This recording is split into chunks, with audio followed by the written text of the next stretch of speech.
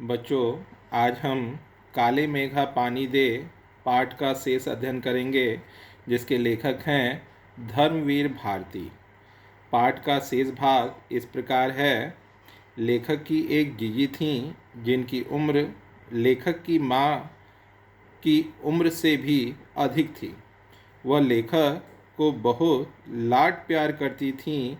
जीजी इंद्र सभा तथा अन्य अंधविश्वासों को बहुत मानती थी। वह हर प्रकार की पूजा तथा अनुष्ठान लेखक के हाथों से ही करवाती थीं। वह चाहती थीं कि इस पूजा विधान का फल लेखक को मिले। लेखक उन्हें प्रसन्न देखने के लिए सभी त्योहारों तथा पूजा अनुष्ठानों में उनकी मदद करता था। लेखक जीजी के तर्कों के सामने निरुत्तर हो जाता था। जीजी ने इंद्र सेना पर पानी फिकवाने का काम भी लेखक से करवाना चाहा, परंतु लेखक ने इस गंदी मेढक मंडली पर पानी फेंकने से इनकार कर दिया। तब जीजी ने अपने कांपते हाथों से पानी की बाल्टी इंद्रसेना पर डाली। लेखक जीजी से मुंह फुलाए रहा। शाम को उसने जीजी की दी हुई लड्डू और मठरी भी नहीं खाई। पहले जीजी ने गुस्सा दिखाया, फिर उन्होंने लेखक को गोद में लेकर समझाया। उन्होंने कहा कि यह अंधविश्वास नहीं है। यदि हम पानी नहीं देंगे तो इंद्र भगवान हमें पानी कैसे देंगे? यह पानी की बर्बादी नहीं है, यह पानी का अर्घ्य है। दान में देने पर ही इच्छित वस्तु मिलती है।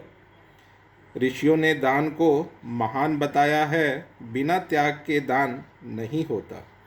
करोड़पति 2-4 रुपए दान में दे दे तो वह त्याग नहीं होता। त्याग वह है जो अपनी ज़रूरत की चीज़ों को जन कल्याण के लिए दिया जाए। ऐसे ही दान का फल भी हमें मिलता है। लेखक जीजी के तर्कों के आगे पस्त हो गया, किंतु फिर भी वह अपनी जिद पर अड़ा रहा। जीजी ने फिर समझाया कि तू बहुत पढ़ गया है, वह अभी भी अनपढ़ है। जीजी ने उससे कहा, किसान भी 30-40 मन गेहूँ उगाने के लिए पहले 5-6 सेर अच्छे गेहूँ बोता है। इसी तरह हम अपने घर का पानी उन पर फेंक कर बुआई करते हैं। इसी तरह हम बीज डालकर पानी देते हैं, फिर काले मेघा से पानी मांगते हैं। ऋषि मुनियों ने भी यह कहा है कि पहले खुद दो, तभी देवता 100 गुना करके लौटाएंगे। जीजी ने कहा, यथा राजा तथा प्रजा, सिर्फ यही सच नहीं है, यह सच है कि यथा प्रजा तथा राजा, अर्थात जैसा राजा वैसी प्रजा। आशय यह है कि राजा के आचरण को देखकर प्रजा का आचरण बदलता है। यथा प्रजा तथा राजा का आशय है जैसी प्रजा वैसा राजा। जिस देश की जनता जैसी होती है, वहाँ का राजा वैसा ही होता है। जनता के आचरण का प्रभाव राजा पर पड़ता है। गांधी जी भी इसी बात का समर्थन करते हैं। लेखक कहते हैं कि यह बात 50 वर्ष लगभग हो गई, किंतु मेरे मन मस्तिष्क में आज भी जागृत है।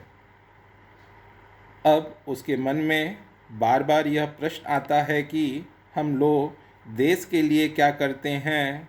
हम मांगे तो बड़ी बड़ी करते हैं, किंतु उसमें त्याग का नाम निशान बिल्कुल नहीं होता। हम भ्रष्टाचार की बातें तो करते हैं, किंतु स्वयं उसमें लिप्त हैं।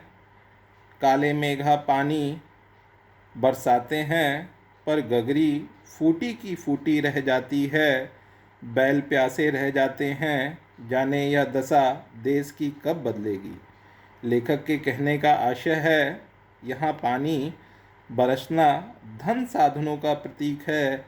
लेखक कहना चाहता है कि आज देश में संसाधनों की कमी नहीं है, किंतु भ्रष्टाचार के कारण वे साधन लोगों तक नहीं पहुंच पाते। आम जनता और जनजीवन पर धन संपत्ति का शुभ फल नहीं पहुंच पाता। धन्यवाद।